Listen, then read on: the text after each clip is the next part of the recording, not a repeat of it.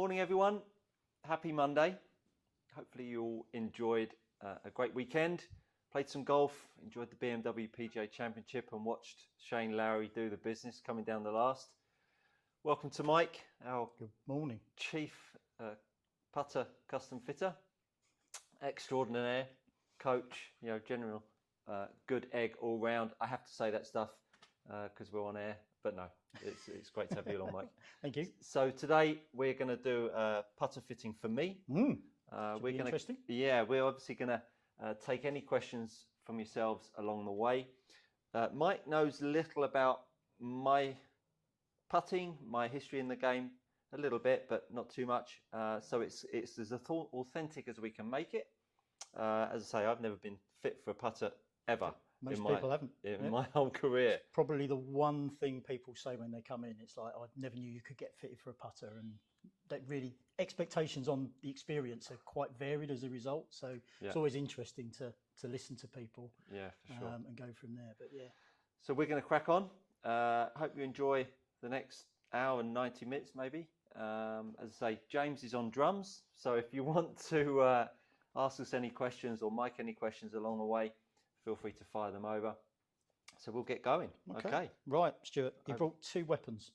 I have. Is there a reason for two? I have. Well, so I've never been a big chaser of dreams with putters. Okay. This one was inspired by Nick Faldo. Okay. I was a big Faldo admirer. Fair enough. And so was I. And so I had one and then I got rid of it and then Ping brought this back out. Okay. And so I got that. So I used Classic that for a while. B60. Yeah. And then I've always been a mallet style putter. Okay. I've tried to like kind of answer shaped putters. But okay, that'd be interesting to look into actually. Yeah. Why that is. Yeah, I just can't get on with them. I had a blade putter for a good while. Yeah. When you say blade, like a proper blade. Like proper Wilson blade. Yeah. So, but I've always stuck with putters. I've never really flit around. Okay. These are the only two that I've really been flitting around with probably over the last 10 years. Right. Which one are you using? I'm using this one. Okay. So I was using this one well, and I got a bit frustrated. Now I have a bit of a thing that when I that's not a good thing. That's not a good thing. When I miss a putt, I whack this. I have many a spike mark in the heel of my putter. Yeah. I broke many a spike out of shoes doing that. Well, I've given it a good leathering, and I'm not sure that the angle the shaft goes into the head at is quite right, and I started hitting some really poor putts with it. So I have a feeling there's something not quite right with that. No. And then I've come back to this Rife putter, and there's a couple of things that I noticed with this Rife putter. Okay. Yeah. Is the bottom line. Yeah. If we can show that maybe up on the camera here. So there's this bottom line here. Okay. When I look down at it, there's a little nick right at the top, just in here. Okay, right. Where if you line the back, the white line and the nick up, it kind of sits it quite right for me. I don't know whether that was something that they were trying to aim for, but that's what I use when I'm over the putter, which kind of just gives me a little thing that makes me feel comfortable and confident that I'm in the right spot. Well, it definitely could help your perception of the line.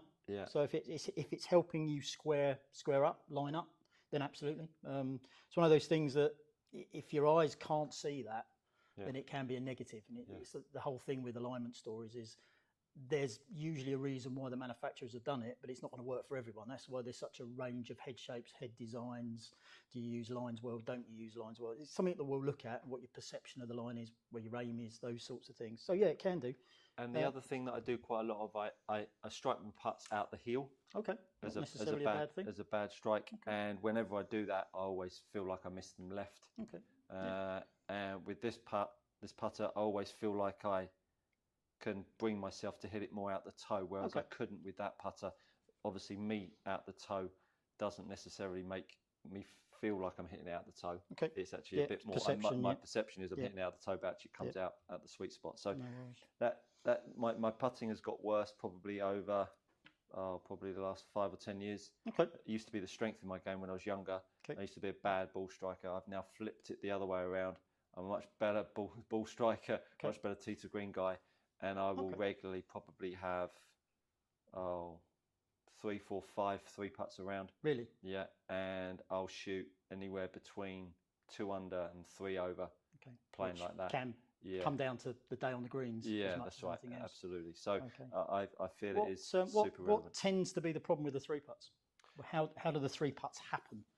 Well, I used to be really good pace control. Pace control is terrible now. Yeah. I think that's as big a problem as anything. And then when I get into the shorter putts, like 4 to 8 feet, because the misstrike, it feels like the misstrike is the thing that always gets the ball starting a bit too left. So you tend to miss left. Yeah, that would be your feeling. Okay. Yeah. Well, let's have a look at the specs on this. I'm a little bit. I'm in the same camp as you. I think there's been a little bit of overlove with one of them. They are quite different designs, so it wouldn't surprise me that you may get on better with one or the other, just because they'll move potentially very differently as you move the putter. One's got a really extreme toe hang, one's got a moderate sort of toe hang. They will potentially square up differently as a result of that, depending on how you apply force to the handle. Interesting that you tend to miss left, so we'll have a look at that alignment conversation with regard to which one you line up well with. Does the miss left happen the same with the ping as well as the? No, I don't feel like it feels anywhere near like the same with the Rife. The Rife putter, I feel like feels it's better. Way better, way more neutral. Okay. Yeah. Okay. Yeah, there's definitely something potentially not quite right with the ping. Okay. It's coming up probably 6 degrees flat of where ping would have designed it to be. Okay. So something's happened to that. Okay. Yeah. So. And it's the shaft. Yeah. There's a little kink in the shaft just above the hosel. So the head's fine by the looks of it. But again, with that, is the lie angle going to make a massive difference to things? Not necessarily with regard to what a lot of people think of, where the loft's going to start pointing left and various things like that. It has a very, very small effect, but in the grand scheme of things with putting, the amount of loft that's being delivered, hopefully, shouldn't really make that a major influence the same way as face plane tilt does with irons. But lie can affect the way you line up. How a putter sits behind the ball can really influence how well a player can square up or not, depending on it. You get lots of guys who putt wonderfully, aim wonderfully with the toe a little bit up. Steve Stricker's a classic, the opposite, toe down. So it's a conversation, but it's not for the reason that most people do. Your Rife putter, there's a couple of little things there in the difference there. Is it's, apart from a bit of rust on there, because it's obviously an old favourite, it's a tiny bit flat. So it's 68 degrees, not 63.7, which the ping is. So it's quite extreme. And there is quite a difference in loft. Now, Rife, if people don't realise that, Rife basically has morphed into even roll. So Gearing Rife is the same designer. The grooves in the Rife, similar sort of story. They always tend to have quite strong lofts, and below 3 degrees is considered quite strong loft, which is all about ball roll. And that's what we'll really look at with the Quintet and see how the ball roll's working with this. I'm not surprised that this one maybe doesn't go quite so far left, but we'll talk about that a little bit later on, if it is indeed the putter that we stick to. Okay. Does that make sense? Yep, yeah, absolutely. So, but we have a question. So Ian Morgan. Mr. Morgan. Morning, Ian. Thanks for tuning in. Ian asks, I'd be interested to know if Stuart has ever tried any of the Super Stroke style batter grips, and to understand from Mike how he incorporates the grip discussion into a fitting. So Super Stroke putter grip. I had a client come in the other week with a putter, and we just had a very quick, at the end of session, putting competition into our sloping line mat over here. And I didn't have my putter, so I just grabbed his, and I couldn't stop rolling them in. No. And so I went downstairs. Have we got one of these Super Stroke putters? And the guy said, no, don't. They don't make those anymore. It was a tailor-made Super Stroke grip. I don't quite know what it was.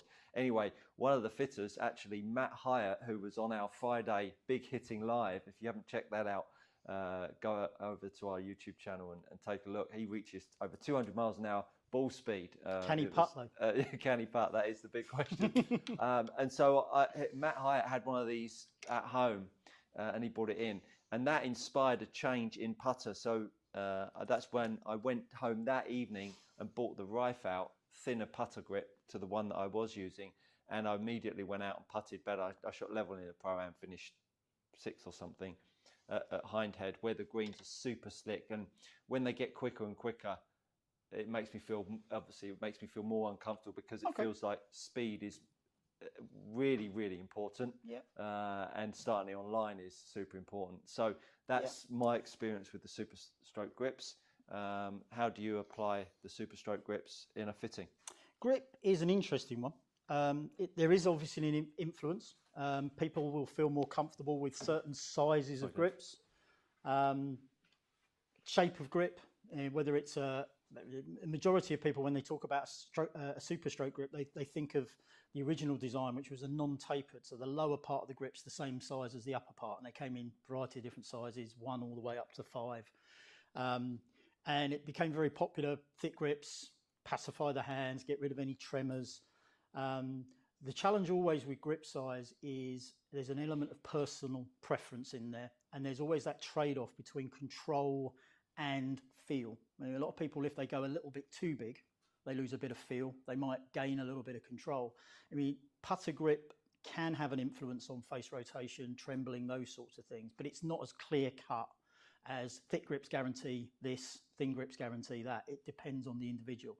Everything really with regard to putting always comes from the individual. Same when it comes to variety of things that we'll go through. We do a lot of Super Stroke grips, a variety of the pistols, the standard sizes. A lot of people like the pistols. They're quite popular on many common putters because, again, they're just a known brand. We've got other ones, P2 grips. The even roll tour tack is very popular, even for those guys who don't actually necessarily want to go for an even roll putter, because of the shape and the size of it is quite unique. It's a blend of some of the Super Strokes, but something the Super Stroke don't do. So grip is very personal. It is something that we'll look at towards the end and get a preference in there. On the grand scheme of things that influence ball roll and squareness of club face, it's there, but it's more there because of the mass that it's involving in the process. Obviously, heavy grips can change the swing weight, those sorts of things. You start making the putter heavier. Some people will move heavy putters very consistently. Other people will move putters of a lighter balance more consistently. Simple fact is, does it square the club face up at impact? That's all we're really trying to do today. Find that recipe for each individual that really just gets that club face square. Does that make sense? Yeah, 100%. Yeah. I feel like putting with boxing gloves on, the fatter the grip gets, the thinner the grip, it certainly makes me feel like if everything's working, I've got a way better opportunity to hold more putts if it's thinner over fatter, for me personally. And again, it's personal preference. Feel for some people is right up there on the thing. Other people, if they're really struggling around the hole and they're having 3 putts because they've got some sort of tremor in their stroke, then a thick grip and a technique that's going to get rid of that will always be more preferential to them, because they don't want to miss those short ones. If they lose a bit of feel from 30, 40 feet, they'll accept it. It's that trade-off all the time. 100%. Let's put you through your paces on this. So we're just going to pop a bit of tech on before you even hit any putts, just because talking about weight, it does add a little bit of weight, the Sam triplet. So it's always nice for people to get used to that weight while you're rolling a few putts. You say you don't tend to like fast greens. I love fast greens, right, but I know it places more load on my putting stroke. Okay. And I've always been, I get off to a half decent start with putting, and like most people, I build confidence during the day. I instinctivly, I know I'm a good putter, but for whatever reason, over the years, things have changed, and I don't feel as confident as I once did, but I don't play as much. But I don't subscribe to having to practice lots, having to apply yourself to a high level to putt well, to play well. Because I think that's a faulty mindset. I think I can turn up and shoot as good a score as I want. without playing any golf, Yeah. because I think the game is actually fundamentally really quite easy, but we've made it quite complex and I'm a complicated. great describer in that. Golf's an easy game made complicated by human beings. There's exactly. a lot of people overcomplicate it, overthink it. Again, I'm guilty of the numbers that I look at to get to the detail, but for people to understand what to buy, they need to understand how that particular putter moves for them, and to be able to, a bit like TrackMan, being able to quantify what the face is doing, what the path's doing, what the acceleration's doing, is really going to help people understand. I always say to people, it's almost a lesson in buying putters, not just the fit today. We give them a blueprint or a template that they can go when the new range of putters come out, and they just get kind of caught up like most people do, and they just walk into a putting area of thing, and they'll know what not to try, because they know from the session that it kind of doesn't work for them, and that's the little pool that they should be looking at. If somebody brings one out, like, it looks really nice finish, nice idea, but the shape's wrong for me. It's like what I said at the start. A new answer comes out or new head style that, I know that it looks great, but I don't even bother going near it, which is what you're talking about. Exactly, Right, let's get a few putts under our belt. Just get you used to the pace of the green, which is very quick. The testing surface is over 15.5 on the stimp meter. Now, all we're going to test you on today, Stuart, is your intent to start the ball in the middle of that hole, okay, on the image on the background. The ghost hole is there to give you a gauge for pace control. So obviously, in an ideal world, we want to have all those putts end up in the gap behind the hole and in between the board. About a foot past is kind of the accepted pace that a good putt may or may well. So just, sorry, Mike, I need it to finish in between the ghost ideally, hole and, ideally. If you feel a bit uncomfortable with 15.5 and you can't make a comfortable stroke, then by all means hit the back wall. Some people, 15.5 is astronomically fast compared to what they play on a normal day. So if you do feel it's a bit uncomfortable, how does the putter feel to you? Well, talking about grips, you haven't changed the grip since you bought that, have you? No. The grip feels great. I love it, and I'm pretty pleased with the 3 or 4 putts that I've hit so far, really, because they all feel like lining them up. They've all started on line. Okay. Do you? I immediately feel, though. Sorry, just to talk over you. It does feel like when I'm hitting these putts, it feels like if I was going to start it in one way, it feels like I would potentially start it a bit right in my target. Okay. Ironically, after me telling you, you can pull everything. But I think that this is why I've stuck and gone with this putter, because it feels like that's where it's pushed my start lines over that bit of Satan in your hands.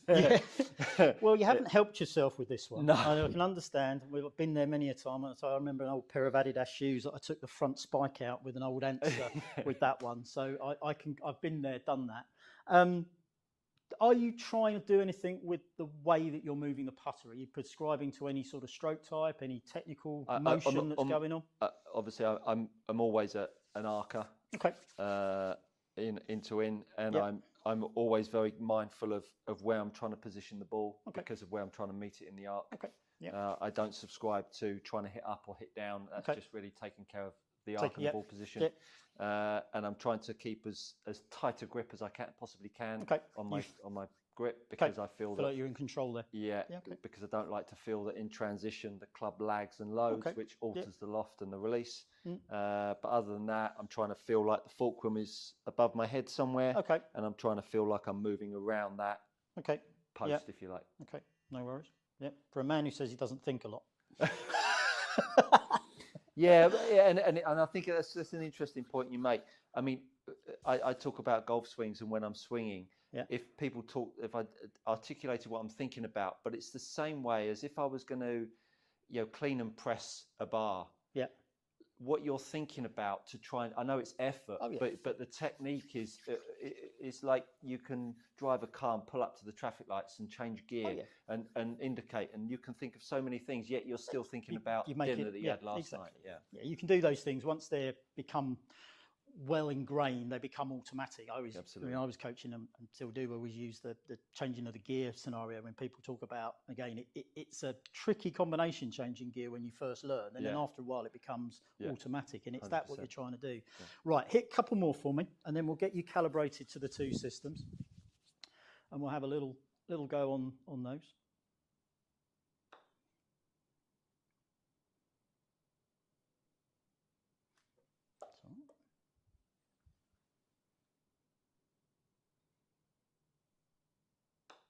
What happens when the greens are a little slower, Stu? Do you have a different challenge on slower greens? I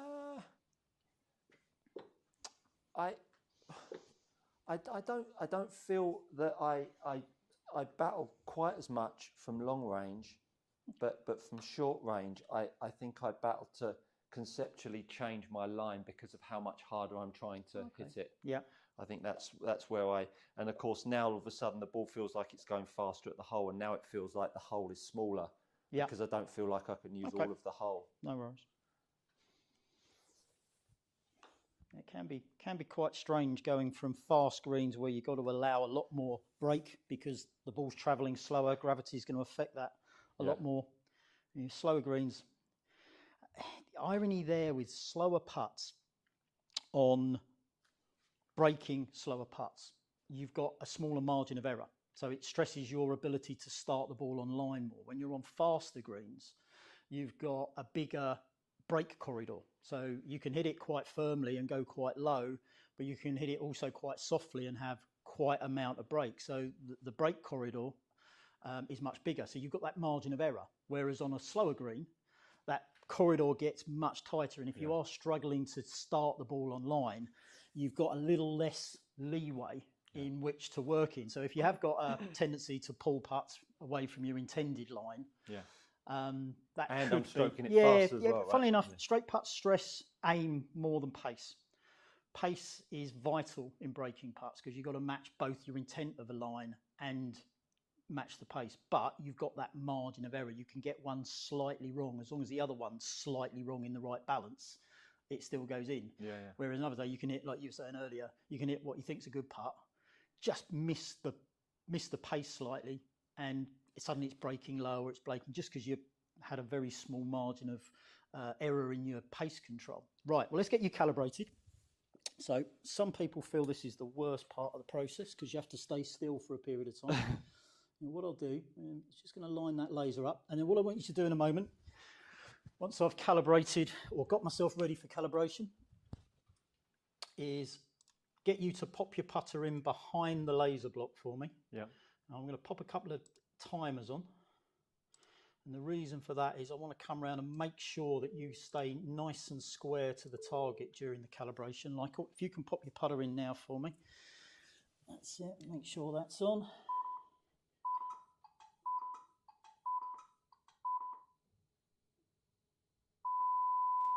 There we go. Perfect. Right. You can let go of the putter. You can have a rest for a moment. Just got to take the last vital statistics of this one. If I can find my little ruler. So just got to make sure we know the length of the blade. Just so that we can turn the 2D image of the camera in the Quintex system into 3D data.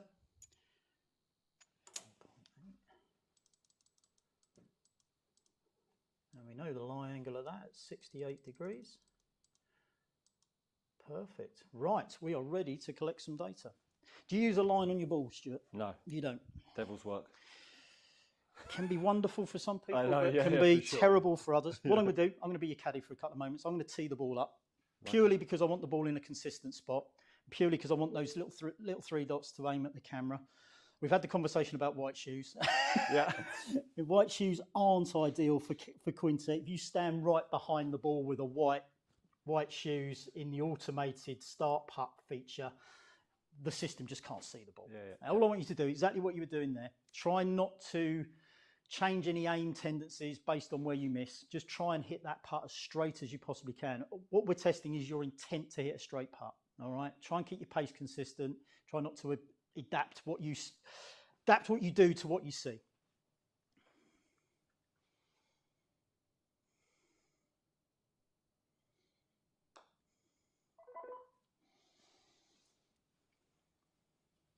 You liked that one, didn't you? Oh, come on. You can always tell when somebody likes a putt because they watch it. Hey? Yeah, that was good. Looked really good.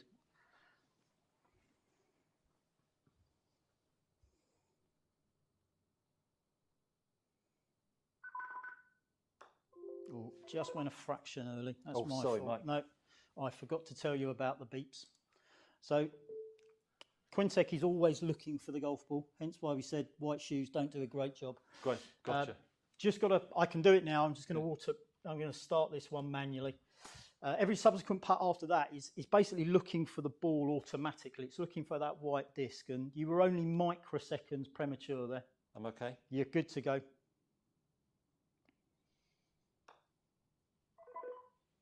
That was a nice one. You obviously knew you weren't going to be as good on the middle one. So if you just wait a couple of seconds, then you hear a couple of lovely positive beeps in a moment. Okay. At least people know that I haven't been on this machine before. That's all right, yeah. There you go. Yeah. That's the beeps we're waiting for.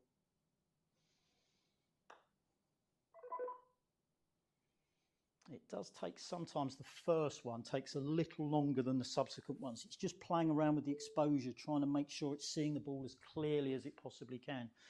Thanks for making my job hard, Stuart, by the way. Pleasure, pleasure. Anything I can help? Well, you do talk about my gilet all the time, so... I'm surprised you didn't wear one. I did try and find one last night, but I couldn't. I've obviously got rid of all my old ones. Okay to go? Ready when you are, yeah.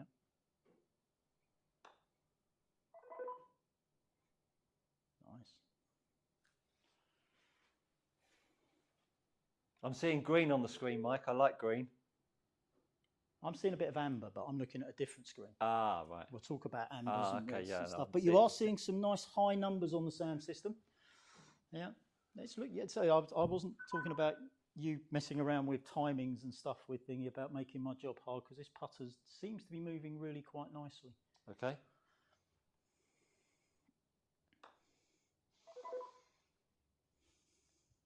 Wonderful.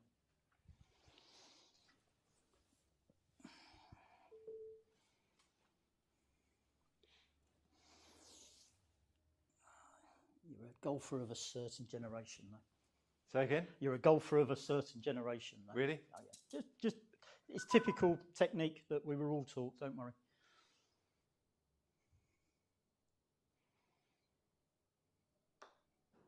Good. It's a great roll. There's all those hours of practicing on the old green that I used to see you doing with all your various contraptions. It's good. It's really good. It was really good, this putter.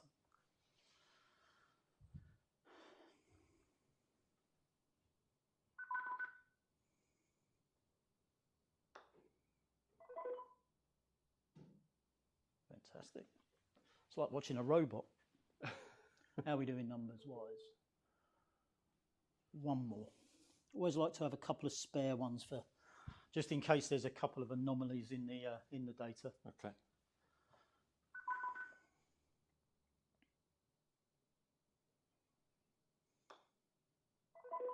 Wonderful. Absolutely wonderful.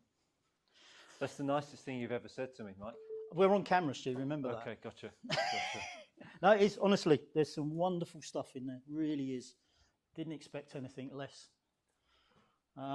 So we'll have a look at the SAM data first. Now, the reason I use the two systems is that the SAM just tells us a little bit more about what the club's doing in the whole stroke, and it doesn't focus at all on what the putters, on what the ball's doing. Okay, right. All right. It just measures the ball or the player in 3D space. I mean, it's basically an ultrasound system. So the sender and the receiver are basically talking to each other, working in 6 degrees of motion. So tilts, turns, pitches, but it's also can measure sideways motion, to and fro, up and down, whereas some systems are only really working on tilts and stuff like that. So it gives a wonderful picture of what your putting stroke is doing. Okay. And if we look at the data here, and we'll go into an extended report. So first thing first, you've got 4 green columns here. So there's obviously something going right there, especially the tendency. So that's your sort of consistency overall of the other 3. If we look at the first thing that we always look at with a player, and this is kind of what we were talking about earlier with your little notch. Hold that thought just 1 second, Mike, because we just want to make sure that everybody can see this screen here, because otherwise it won't be a lot of use. Fair enough. Wonderful. But let's see if we can get that up there. That's the one that we're looking at That's now. it. Yeah, perfect. That's the one that we're looking at now. So let's move that one across. across. There we go. Perfect. There we are. That's on scene 2. Scene 2, Act 3. Sorry about that, folks. It's like having Shakespeare quoted to me, so it takes me back many years. So we were talking about your aim and your little notch in your line and why you liked the shape and stuff of your Rife putter. And to be honest, you do a wonderful job with aiming it. So if you look at the system there, you've got a stream of numbers down here, all colour, different colours, and they all correspond to these little lines at the bottom. So each one of those numbers is your face aim in degrees relative to the target. So just like TrackMan, gotcha. Positive numbers to the right, negative numbers to the left. And you get an average, you get a score. The score is based against 250 or so PGA Tour, European Tour players that were tested over the last 15, 20 years, and an average given, and then a margin of error. And you'll see those in those little margins of error with the grey. So as long as your little lines are in the grey and they're quite tightly grouped together, you'll always get a good score. So all of the lines that are up there at the moment are all of my putts up here? Yeah, they're basically just, those little lines there are just representing each one of those 9 putts that you created. So that's why they're colour coordinated. Gotcha. So if you look in there, later we'll see some wavy lines, and each one of the wavy lines is a different colour because it's representing each individual putt. With you. So obviously what we're looking for is consistency as much as anything else, and also how you would rate versus dead square at the end of the day. So you do a wonderful job in aiming it. The last one, funnily enough, that last one is just getting to that point of almost a degree left. The rest of them are absolutely immaculate. So this is always an interesting screen to people to look at, because they either get very excited or very disappointed. Because you can have a wonderful aim score because your average comes out at 0-0, but the consistency plummets because you can get 3 or 4 to the right, 3 or 4 to the left. They average out at 0. Your consistency is more important, especially for the higher handicap, is getting that consistency there. So you can have a poor aim, you can be 2 or 3 degrees open, but you do it every time. So you'll have a poor aim score, but a very high consistency. Tiger's a classic example. He aims 3 degrees right, but does it perfectly every time, squares it up every time. He's an anomaly to a certain degree. So that's the thing, is the range that the guys at Sam saw was 3 or 4 degrees open to 3 or 4 degrees closed. The average was about a degree either side by the time you added the mass. So what you're doing with that putter, the way that you're perceiving that relative to the target, we don't want to change, because you do a wonderful job. So any new putter has got to do at least the same job. And this is the thing with these things. People do come in with great putters. They are good putters. They just want a new toy. And it's difficult sometimes to match up that story, especially if it's an older putter that's not made anymore, to try and find something that's very similar that they can do the same thing with. Is just as much of a challenge as somebody who's really struggling. And that's always that thing. Same with long game fitting. People come in with really well fitted drivers. They just want more distance. It's always a tricky one. Right. So what's happening at impact? It's still as good. All right. It's interesting, there are a couple, and we'll look at the other data as well, there are a couple where that putter is slightly over opening.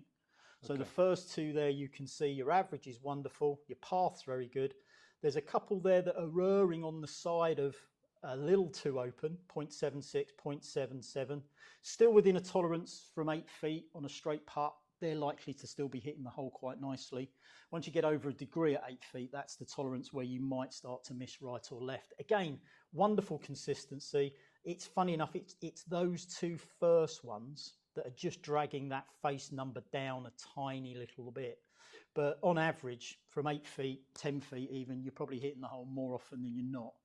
And again, it would be interesting to sort of see what your pace control's like, because if you are missing some breaking putts, then there could be a pace control challenge more than a face alignment challenge. Interesting. Just because, again, straight putts will stress your aim more because you haven't got that window. But if your pace control is off by even as little as half a mile an hour, that can be the reason why you might over borrow on one, under borrow on the next one, having felt like you've hit your intended aim point. Pace on breaking putts is absolutely fundamental. Impact spot and path. Path, there's a definite arc there, very consistent. Path is a smaller influence on start direction. So if we quickly go back to that last screen, with regard to the influence of path and face, just like in the long game, face is far more important. It's a 92% influence on where the start line is.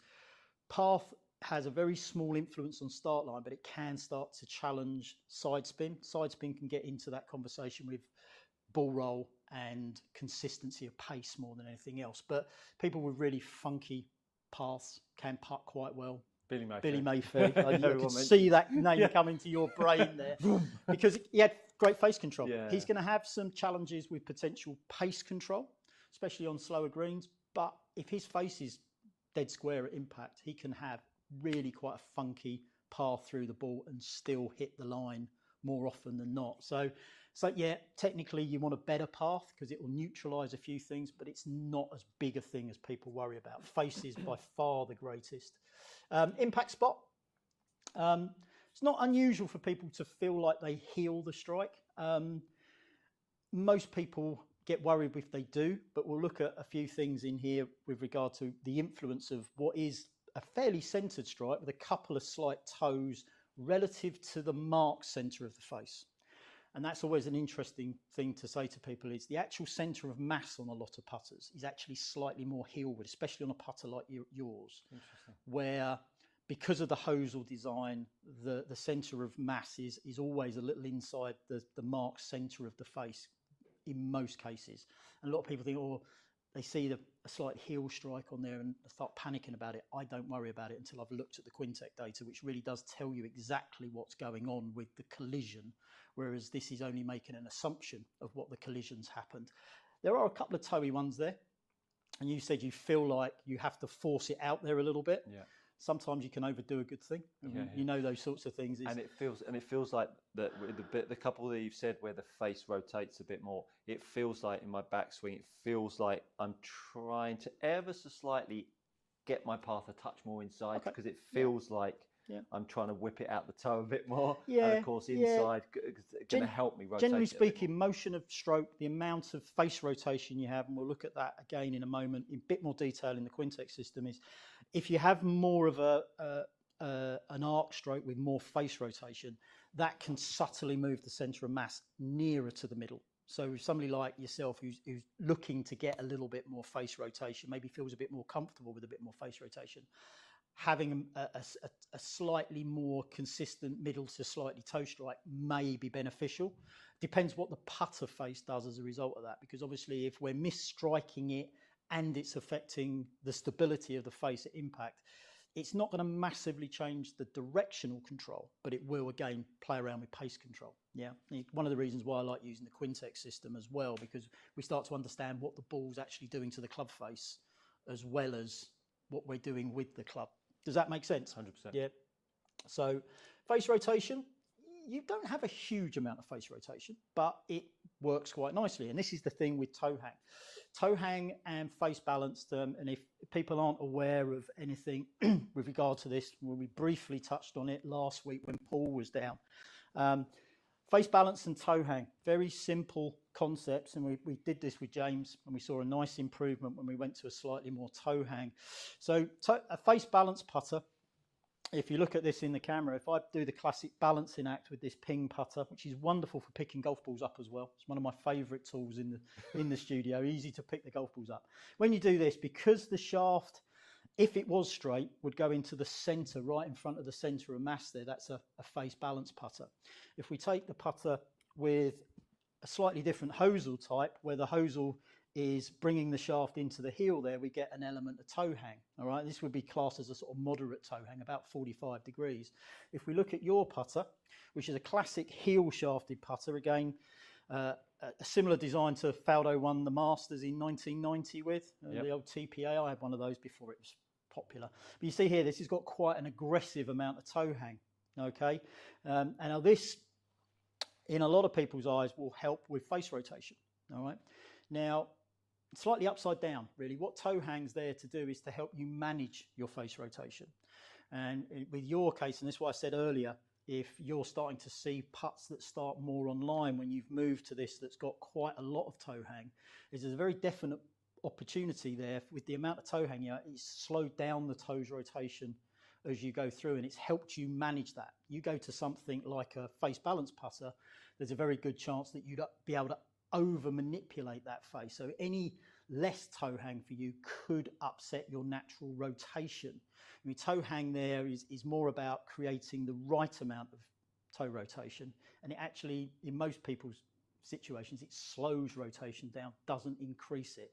It may influence how the putter feels, moves on the way back, so there is always that to worry about. But for a lot of people, we add toe hang to try and stop them pulling the ball and take it away if they have struggle hitting the ball to the right. It's a bit like fade bias and draw bias in drivers, but it's like the old days with TrackMan. People think of it slightly upside down. They think if you have more toe hang, it will go that way, like I did many years ago, going and stealing lead tape off the Pro, sticking it on the toe of my driver, trying to get my driver to be draw bias, where I was making it more and more fade bias. It's the same thing. You get it.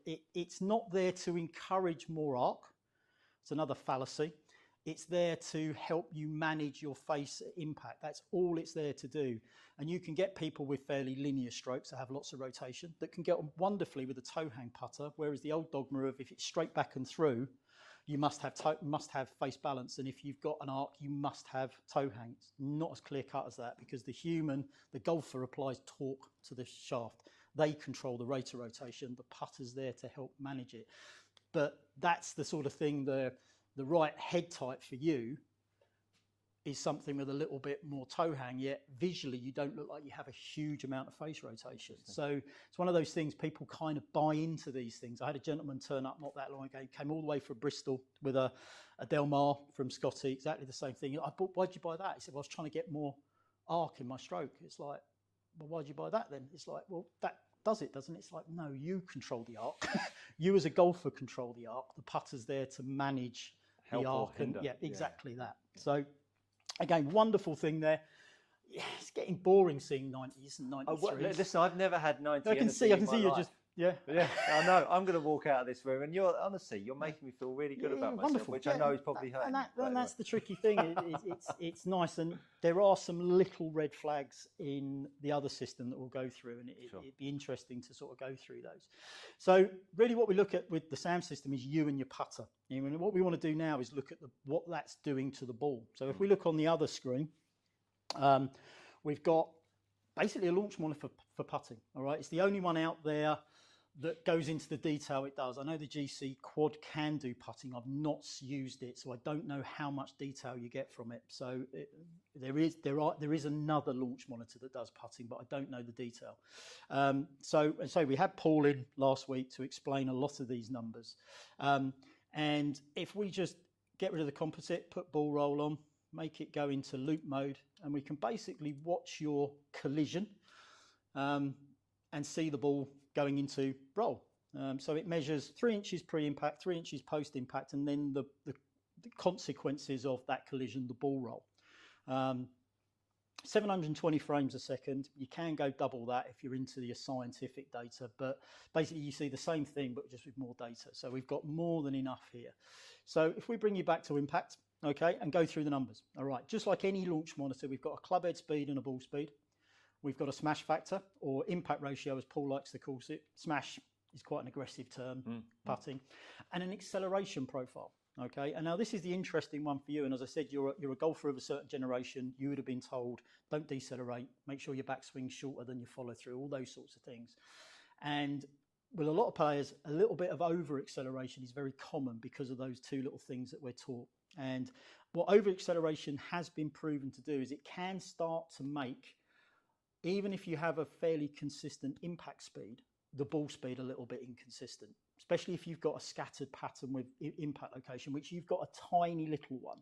And as I said, with the sort of level that you're playing at, even though you're not playing as much as you used to, you're still wanting to play competitively. Those breaking putts could be as little as half a mile an hour between those putts. And if that's a challenge, and you have got both of your putters are very light compared to modern. Interesting, really. Yeah. Okay. So the one you've got in your hands before we put the triplet on there was just under 500 grams. All right. Most putters now are somewhere in the sort of 530s to 560s off the shelf. Okay. In total mass. Head weights have gone up. Some people think to the detriment of the game. Other people, it's that. And having such a light putter could help you with that short backswing, relatively long follow through, and that little bit of acceleration. A slightly heavier putter may cause you more problems. So again, you may have just stumbled on that just because you've got putters of a certain generation more than anything else. If you look at modern technique now, there's a lot more, as I talk about it with players, and we spoke with Paul last week, is more data-driven strokes now, where players have had this data and they're starting to have slightly different acceleration profiles. And the likes of Cam Smith and Scheffler and people like that are wonderful putters because of that. They're able to control their pace so tightly. And putter comes into that, being able to control that speed through collision and stuff. So that's something that, certainly if we were talking about a coaching scenario, I would definitely be looking at trying to improve that to see if we can manage your pace control a little bit. And just on that, I've the old it going left, it felt like if I accelerated the handle, of course, I would create a little bit more open blade. It feels like that. It's an interesting one for me. I have exactly the same challenge: a slightly underloaded backswing and a really strong acceleration. Now, if I do that, I pull everything. If I get a little bit more energy in the backswing, if my backswing gets a little faster and I start to change direction and put the energy in there and actually coast to impact, I actually get a much squarer face. So my acceleration profile affects my face rotation. When I go into that longer backswing, faster tempo backswing, and I have a little bit more energy required to slow the putter down and get it moving to the target, the toe lags and it squares the putter face up for me. You've done it with more toe hang. Right. So it's not necessarily the wrong way to do it. It's just that you're managing your motion the way it works for you. Again, different people, different strokes. Yeah, sure. Putting strokes in this case. So there's all different ways to do it. And that's why there's no one thing. If you have this, you must take this pill. Yes. If you have this, you must take this pill. It's the individual. Players are putting rotation in. For me, my acceleration affects my face angle massively. It's an interesting one. I pull everything if I go too short and if going longer and slowing down makes a massive difference for me. I know you don't think about these things, but you do add a little bit of loft at impact. Your shaft's leaning back from calibration by 0.7 of a degree. You do hit up on the ball a little aggressively at 3 degrees, but it's not massive. There's that wonderful face control, wonderful rotation control. It's all green. So you'll see a trend here with colours. I said you'll see a few red numbers. Yeah. Quintet looks at everything just like a traffic light with an extra level. Red is concerning. Amber's less concerning, but still slightly concerning, but okay usually. Green is where we want to be. And in some parameters, you get a blue tolerance. And you can see there, your face angle on that one is in that robot testing. So the only thing that'll ever get close to all blue numbers, and it can measure up to 60 different parameters, will be a robot. And when we talk about a robot, we're talking about a pendulum robot that you can control everything. But there's still a human in there controlling the pendulum. All right, so there's always a human being in there as well. So even though we're talking about that. So at impact, in frame 0, hence why I brought you back to impact, your face was absolutely dead square.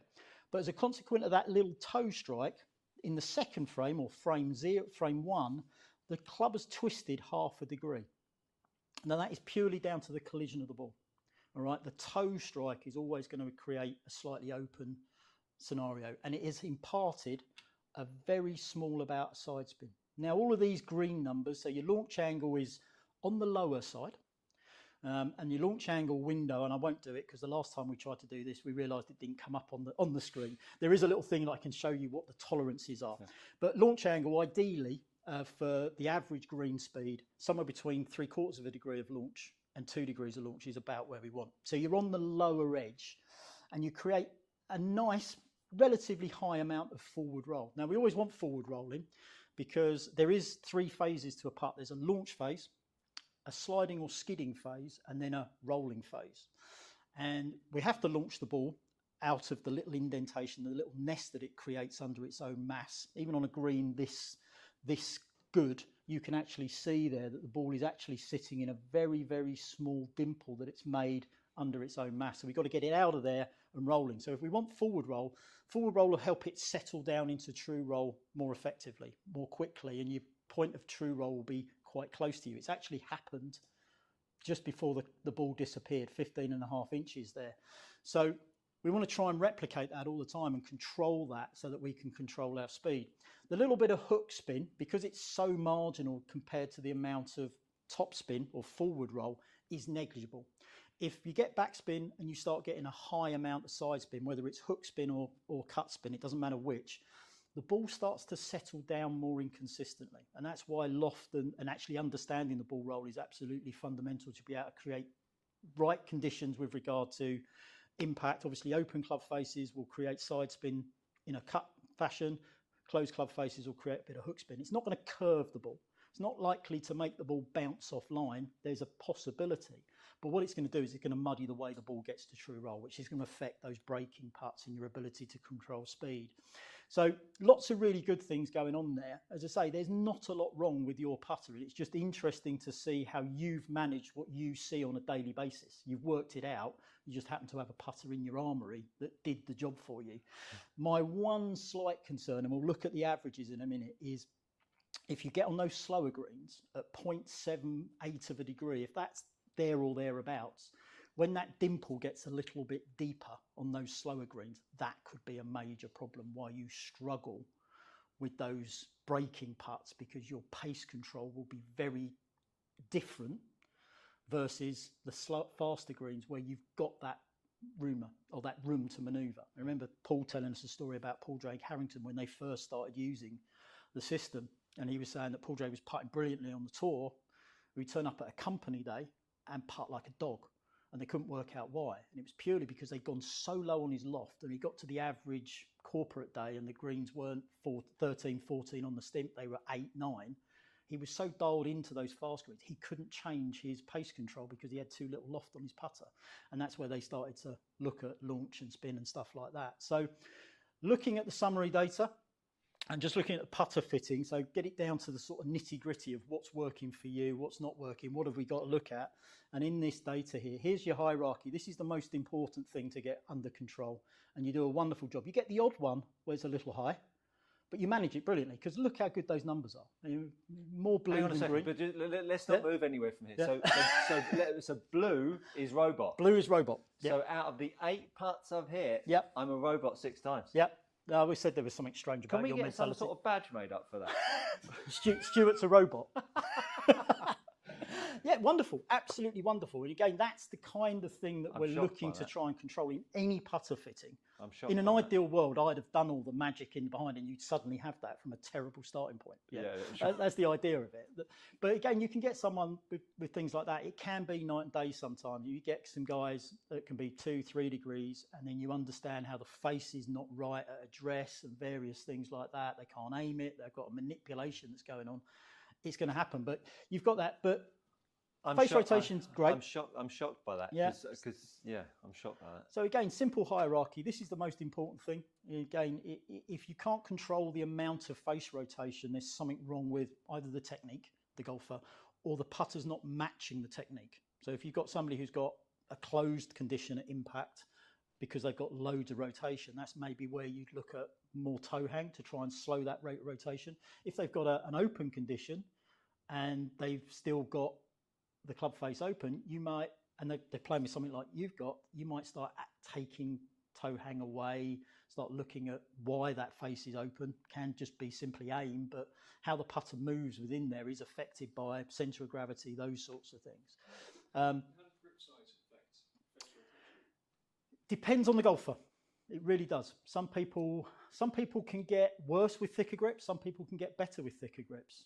Usually it's down to the mass of the product and the toe hang of the product. And obviously, as part of the ecosystem, the grip is part of that weight. So heavier overall weight putters can suit players with stronger tendencies. Lighter grips, lighter weight putters can affect how weaker players can go. So if you get a really heavy putter, and that's the way the industry's gone over the years, a lot of ladies struggle with those purely because they're just so heavy that they can't square them up. A bit like the 460 driver type sort of thing. So we've had a question in from Radhika. Okay, hello Radhika. Nice to have you with us, Radhika. If any of the findings so far, what if any of the findings so far has surprised Stuart? Well, I'd have to say all of them, to be honest with you. I mean, the whole point of this fitting was because I putt like a drain. It was to get me in here and have a putter fitting. So I'm slightly surprised, and so a lot for my confidence. Going forwards is taken from this. Now, I suppose. I mean, you've still got probably more to talk about. But a couple of things. I still want a new putter though. That's all right. You've got to find one that works as well. Definitely. And that's the thing is, a lot of people, again, it's confidence. Some people think they're not as good as they think they are at something, therefore they get unconfident. Monty's a classic example. People have told him over the years he's not a great putter, but his long game was so good, his putting didn't need to be great. But he's always going to be question marks over his putting because he's not won majors. But he's still a great putter in the grand scheme of things. And I've had the pleasure when I was working for Odyssey of testing Colin, and he's very consistent, but he's very self-deprecating about it. But that's because his putting's not needed to be a strength the way some other players have. And are my numbers better than Colin's? That would be telling. And it would also test my memory. Just joking. I remember some wonderful Tiger stories from Colin in that session. Trying to get him to do what Tiger does. And it's like really and this is where I think with your level and your level of expectation it's that pace control.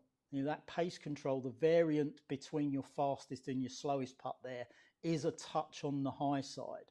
And there can be instances where if you're on those slower greens, you might struggle with your pace control even more. When that launch angle gets down to almost absolute zero a couple of times, those are the ones where you can see they're not massive differences, but they're starting to just change that point at which the ball gets to true roll and potentially changing the pace the ball's getting to true roll at. And the interesting one there is two of your highest speeds are linked to those ones that are that lowest launch angle. Interesting. So that at your level, at the sort of competition level and the expectation that you have, that can be the difference on an 8-foot breaking putt, whether you overborrowed it. You've hit it through the pace, through your intended line, because it's just gone off that little faster than you intended, purely because the ball's launched that little bit low. Now, these are all quite low, especially considering we're in a realm where the imperfect nature of the dimple pattern on the golf ball is going to potentially start having an influence on your launch condition, because the golf ball has to be aerodynamically sound for hitting the ball a long way and staying straight. It's not a perfect sphere. So there are little imperfections when you're delivering a club as slow at 2.8 miles an hour, where you could hit one side of a dimple and that could start varying that a tiny bit. So with only 2 degrees of loft on your putter, there wouldn't take a lot of a different strike on this golf ball for you to get that variance just because of the golf ball. So there is that variable in there as well. Okay. We can't always, you're saying, we can't always control everything. Sure. And once we get below 3 miles an hour, that the dimple effect can start to be a factor. It's like, well, I don't worry with a lot of players if the launch angle gets a tiny bit above 2 degrees, if it's consistently a little bit above 2 degrees, and they're only moving the putter at 2 miles an hour, 2.5 miles an hour, then that could be the dimple. But with you, I think you just have that little challenge with possibly got a little too little loft on that particular putter, which is helping create forward roll. I bet your initial spin's pretty consistent. Yeah, there we go. You get the odd one that's a little on the high side, and that's on a really good surface. I think if we got that ball into a slightly deeper dimple, then I think your pace control would start getting a little out of kilter. I mean, you say it's the sort of thing at R&D level. I know the guys at Odyssey, when they do putter testing, they have 2 people operating the robot, one swinging the robot and the other one putting the ball down. And the guy swinging the robot has 3 seconds before the putter has to hit it, because they don't want that ball to drop for data purposes. Right. All right, they're taking it to the nth degree, but it does have an influence on ball roll. So when they're trying to show a technology's doing this, they want to take out all the variables. And that's the only reason this green's as quick as it is, because we want to make sure it's you doing it, not the surface. Yeah. You know? I mean, you can't replicate a real green. Real greens roll like nothing else. The problem is 10 putts on a real green and that bit of green's worn out. the 11th putt will be very different. Yeah. So I think for you, classic one, we don't want to upset the balance of shape and look and feel for you with the putter, even grip size, because that all works brilliantly. And I think something like the Del Mar from Scotty, get your wallet out, would be a great scenario. But even if it's something similar sort of shape, with some of the even rolls, you can get a similar look, and with the interchangeability of the V series from even roll, you can change from a very face balance design in a head shape to a very toe hang design without much trouble. It's one of the wonderful things. It creates like a template that we can play around with. And I think it's more important that we get the loft right for you, as well as the shape to look right, so that you can get, I would rather see you at the upper end of that 2 to maybe creeping into the 3s, because I think that's when you struggle. When you go and play, you might play a Pro-Am at Hindhead where the greens are always like lightning. You'll probably putt pretty consistently, and you'll like that fact that you've got a bit more of a window to get the pace to work. You can kind of underdo it and overhit it and it'll go in. You got on a slower green and those windows, the corridors get a bit narrower. I think you're going to struggle a little bit because your pace is going to be a little bit more inconsistent just because of that dimple effect. Oh yeah, the little nest that it sits in. Does that make sense? Yeah, absolutely. Yeah. Let me say, always interesting sort of digging into the details there. Interesting. Very interesting. But again, the reason we use those 5 there is there's the hierarchy. Can you rotate the club consistently? The lower the number, the bigger the window that club face is likely to be square at. Obviously, big arcs, nothing wrong with big arcs if you square it up every time, but you are narrowing the window of, like you said, you're narrowing the window of where that club face is square. Narrower or less face rotation, that window of opportunity opens. Face angles, absolute, 92% influence and no thing. And then these sorts of things, again, they're important, but you've got to get the first 2 right. Get the first 3 right, you look at the 4th one, and so on. And really, a lot of them are interlinked. I mean, again, you do a wonderful job. There's only 2 there that are slightly amber. The rest of them are green. All right, he's going to go to bed with them. Actually, we might need to widen that door on the way out there to a certain. I agree. Yeah. I agree. Yeah. But really great, absolutely fantastic. You say it's a nice thing, and it's not an uncommon thing that somebody comes in with a really good putter and it's really working for them. They just want a nice new shiny one. And like I always say, when I was long game fitting, you've got to walk out with a recommendation that's at least as good if you want new shiny clubs. Yeah, otherwise, you might as well keep what you've got. Yeah. And that's the nice thing about being what we do, which is independent. Yes. Yeah, makes sense? Absolutely. That's brilliant. That's exceptional insight. Thank you for sharing that, Mike. I know it probably hurt at times, but... No, grand scheme of things, didn't expect too much different. I know you practice it relatively when you get a chance. You've got your drills. I see you do them. You're very consistent in what you do. You make it work. You're a sportsman. You're an athlete, so you can make it work. And you say it's that classic Stricker one. I mean, and all the laws of putter fitting that people believe, his putter shouldn't match him, but it does. Yeah. You know, Poulter shouldn't be able to hold putts with the toe up, but he does. Yeah. All right? All these sorts of guys. I mean, lie angle, as you said, it can influence face angle. So your ping putter, you might aim totally differently just because the lie angle's out because of that little indiscretion. You line that one up beautifully. I'm not an absolute, you must have your putter flat to the ground, because if I try and make the putter for some people flat to the ground, it starts looking wrong, and they'll just make it toe up. I make it flatter again. They make it more toe up because that's how they see it square. Yeah, it's one of those sorts of scenarios. Right, let's just check what the loft is on this, because it can be manipulated and not put back on. So the first putter you've gone with there basically just replicate what you've got. Yeah. Simple as that. We really just want to. Is there? I mean, the design of this putter head feels like it's sort of old school. Is there that many putters around? No. You are in a fairly small pool of options. And is there a reason for that? Why they've moved away from it being super at the neck and super toe hang? There's not too many people that can control that much rotation consistently, and they aren't the most forgiving putters in the world. They can be a little heartless on the misstrike. The majority of players have more of a challenge hitting the middle of the putter than you do. So having something with a little bit more stability, a little bit higher moment of inertia.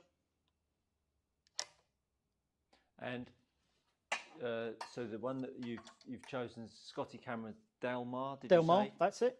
What other brands or heads out there are there, or is there, or is this it? Kind of ends there. Really? Yeah. Wow. There are some of the more I've really smaller, backed myself into a corner here, haven't I? Yeah. It's a model that Callaway did under the Odyssey brand for many years, the number 9. And I call everything by Odyssey names because I was indoctrinated into that for a decade. That was still in the line for a long time because of Phil. Simple fact, Phil used one. He fluctuated between that and a number 8, which was the old Wilson blade that he won the Masters with a few years ago. But he was really the only guy that ever used them. We used to get him into the performance centre at Chessington, and half the time at the end of the season, that model went back with the wrapper still on because no one fitted into it very well because it's quite an extreme model. Yeah. Most people need a little bit of help with centreness of strike or lack of centreness of strike. So usually find a mallet will do that for you, and usually find that you need a little bit more alignment. For a lot of players, they struggle with lining the putter up as well as they could. So mallets tend to have a bit more surface area. They have a little bit more help in mind for those players who can't line the putter up the way you do. And it doesn't necessarily mean that this is the only style of putter that could work for you. It's just, again, can you aim it? Can you see the lines? I think there's an argument there that if you really struggled with the answer style putters, having a little bit of roundness in the shape for you, especially if you've got a little tendency to aim left every so often, square blades might look like they're aiming quite a long way right to your eye, and that might trouble you. And a slightly rounder shape might suit your eye a little bit. It's been proven many times that certain players with certain aim tendencies, square shapes can help some people really well, square up, and rounder shapes can be the opposite for other players. If you've got a tendency to kind of see the line left, then a square blade may look massively open when it's actually square to the target. So your instinct will be to aim left, and vice versa. So there's no right or wrong answer with that. I think to a certain degree, the element with you is you just happen to have a putter in your armoury, just from a preference point of view, that does the job beautifully for you, and it balances well. Well, let's have a look and see if this one does, because this has got a slightly different colorway, dark line instead of a white line. It'd be interesting to see how you react to that, because color can make a difference to some players. Some people need a very clear linear line, so black head, white line, can make a big difference. Have a look at that, see how that feels. I've just gone for the standard Scotty Cameron grip to start off with, just because it's not too dissimilar in shape and size. I really like that. Yeah. Well, you will do. It's not going to look unlike what you've been using. Yeah.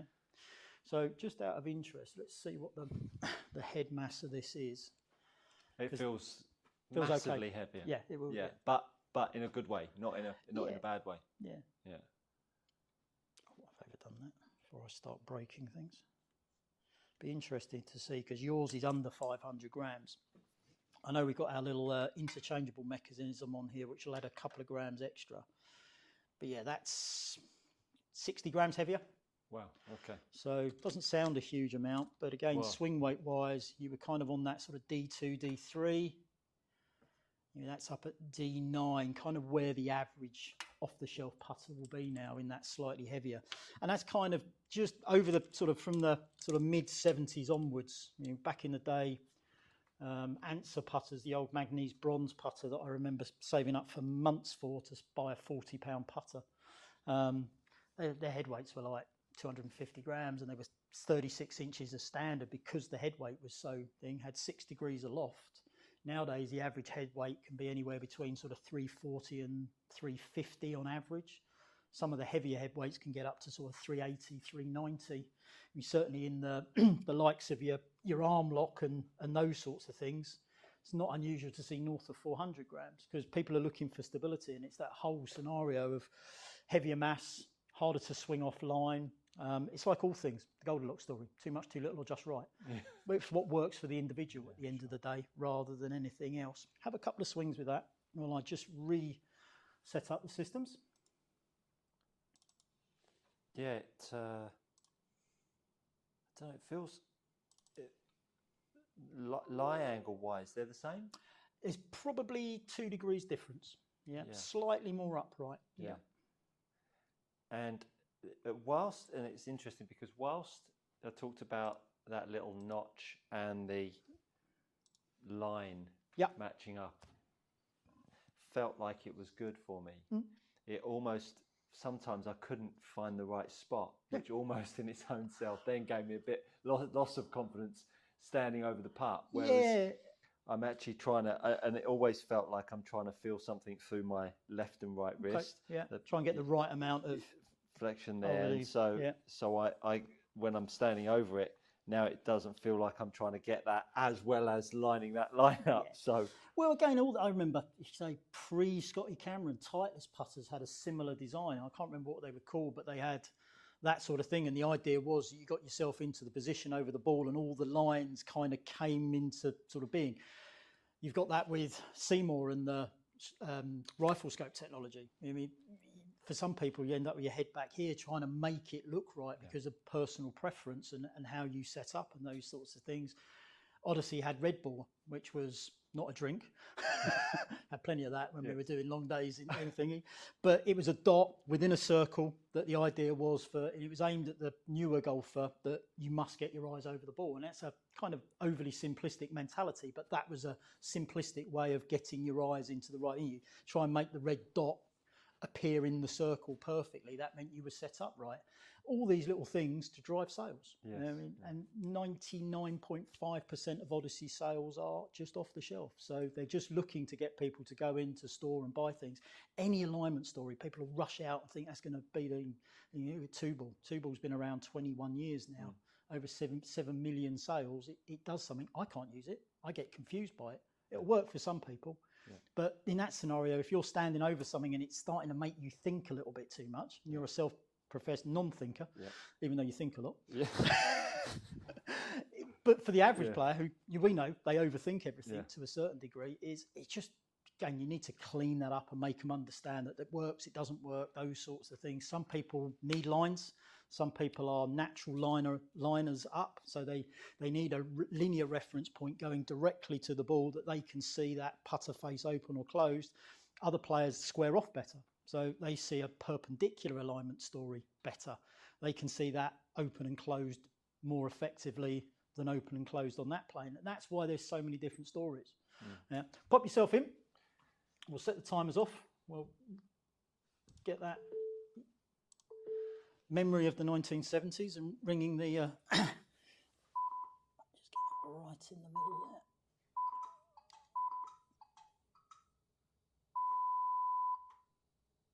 I'm just gonna have to redo that because I forgot to turn live TV, look, guys. Chatting away, halfway through the calibration, forgot to turn the light on. It's all good.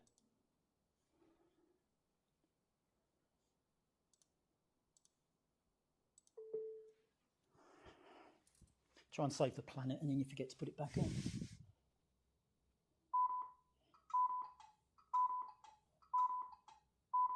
There we go. And as we said on last week, wasn't it? It was only a week ago that we had pull down. Is that process for me as a fitter is a nice thing to do with the player in their own posture position, because it can start the understanding of what their aim bias is like, because you get somebody who does aim left naturally and they've got a square blade.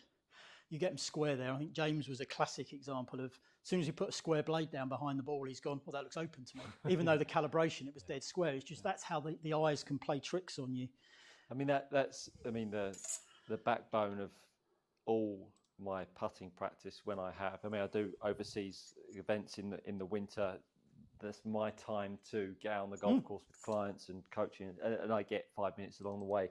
But I always have my putting arc, always have my alignment, and then I'll have a laser, and then I'll have some tees and start to work calibration. drills. Having your drills that get you to do what you want. And when I'm coaching, I'm always talking about that, especially, and even in putter fittings, when we look at, for a majority of players, we look at their aim bias, their perceptual aim bias, to see if that is affecting the way they line up. And that starts that story about linear alignment, perpendicular alignment, eye line. That's why we always ask, do you have anything you're trying to do within your stroke? Because you get a lot of guys, I must have my eyes over the ball. And you get over there and line looks massively left or massively right when you do the perception test. And then you kind of, well, where do you aim? It's like, well, I aim 3 degrees right. Well, because the line looks 3 degrees left to you. You don't want to square it up. Those sorts of things. I mean, say little things, colour changes, just going white line on a black head, black line on a platinum or silver head can disappear for one, be very bright for somebody else, and that can really affect how players are able to square the putter face up. I've got to tell you, I feel rather nervous. So I've got to back myself, to get anywhere near what we were doing. I reckon you've been in here all weekend practicing. I know. Right, ready when you are, sir. Remember to wait for the beeps. This one you don't have to.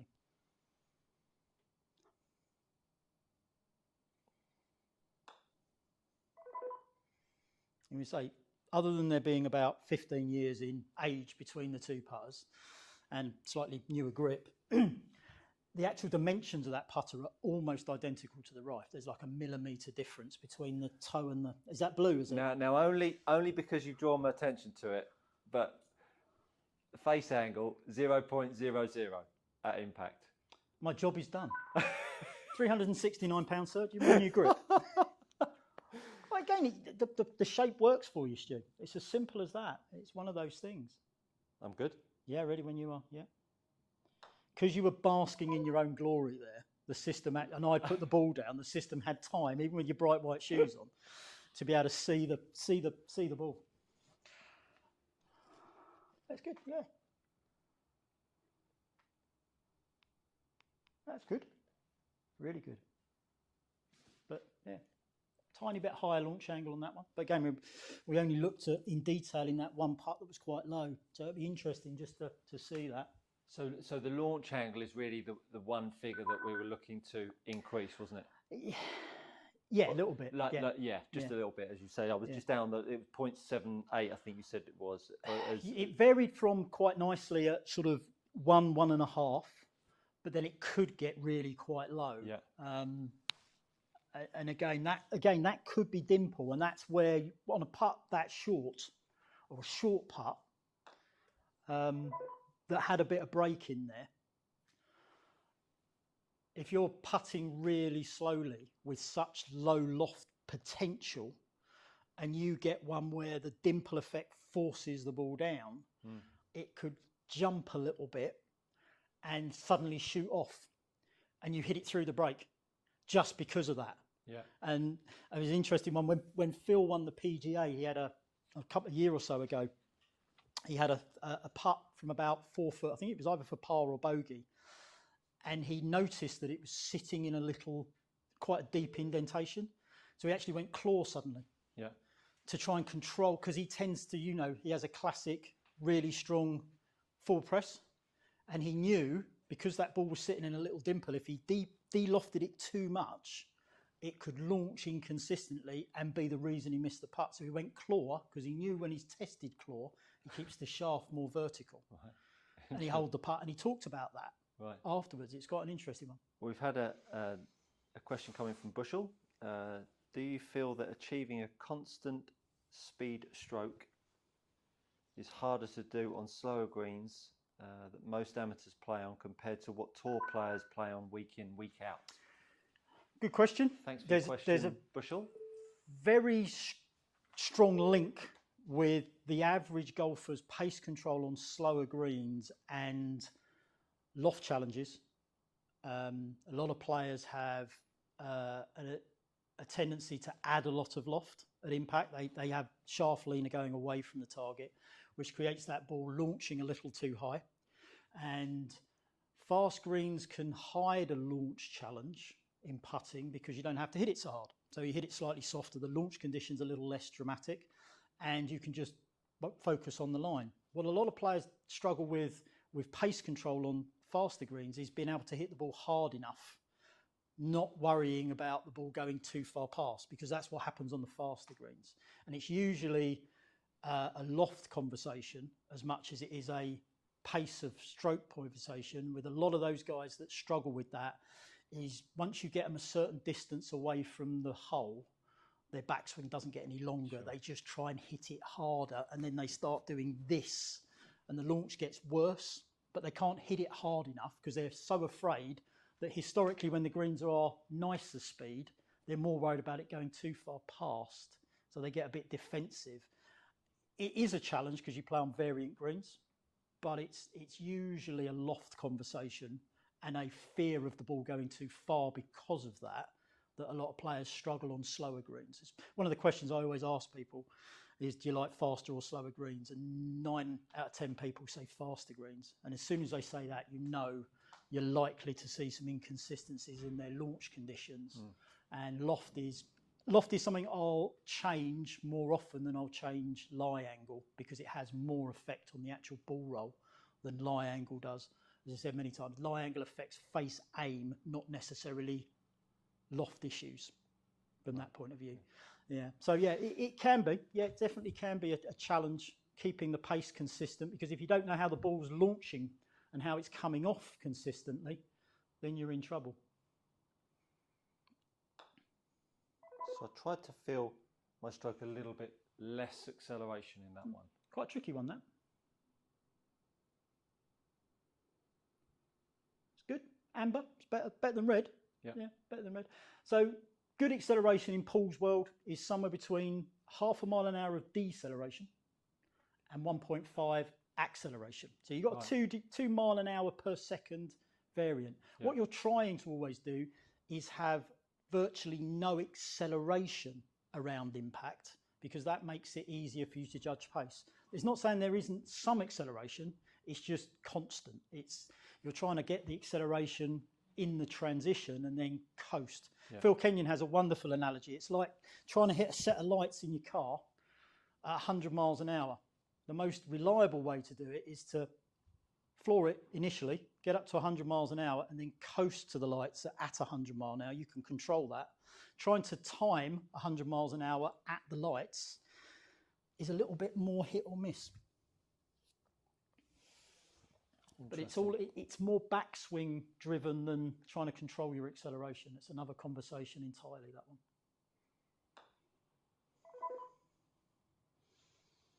That feels nice. Yeah. That feels nice.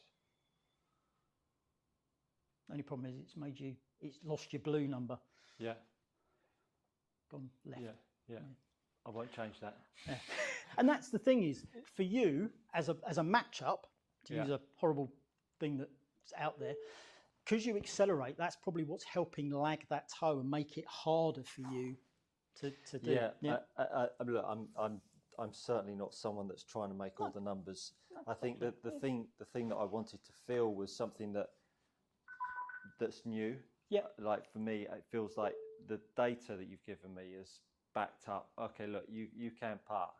Maybe a bit more time in concentrating on a bit more speed. Yeah, and it'd be the conversation about how to generate that speed. You're a classic underloader where you don't have any energy in your backswing, so you load it all in the downswing. And for you, it matches up with your putter. But to get that speed a little bit more consistent, it would be a conversation about your backswing lengths and your timings and various things like that.